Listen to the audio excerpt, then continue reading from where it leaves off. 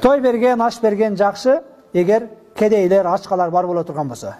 Илгерирээк тойлорго башкаларга баса калып барат элек. Жаш балдардан бери бирөө той кылса сүйүнөт болчу. Азыр надел болуп калды той кылат десечи. Кошумча алып барыш керек, башка кылыш керек. Мигранттарыбыз бешара Россияда иштегендерибиз ыйлап жүрөт. Биздин ушул туугандардын той жоюп жок кылды деп. 3 жыл иштеп келип катын алат, дагы 3 жыл иштеп келип үй салат. Сен бул дүйнөдө бир рахаттанып, ибадат кылып жашаш үчүн жаралганбызбы же ушу дүйнөнүн көтүнөн кууп жүрүп, ушу адамдарга мактаныш үчүн жүрүп, дүйнөгө кул болуп, Россияга кул болуп жүрүп кетебизби?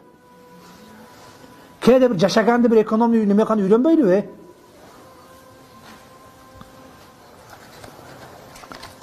Жана куудулдар айткандай, энесин жана Lexus заводу бардай, Ронто Lexus менен записке чыгат кээ бирөөлөр. Эртеси күнү өзү ушу маршруткага чыгып эле барып ошко барып дагы Россияга учуп кетет. Катын жетелеп алып. Ошо тойдун ордуна башка бир пайдалуу иш кылса болбойбу? Жок дегенде бүгүн мына ошол пайгамбардын шаарын зыярат кылып башка умрага барып келсе болот. 70 000 сом, $1000. Ошо келин күйөө жетелешип алып, атасы менен апасын алып, эки куданы алып, пайгамбарды зыярат кылып келсе болот ошо тойдун ордуна.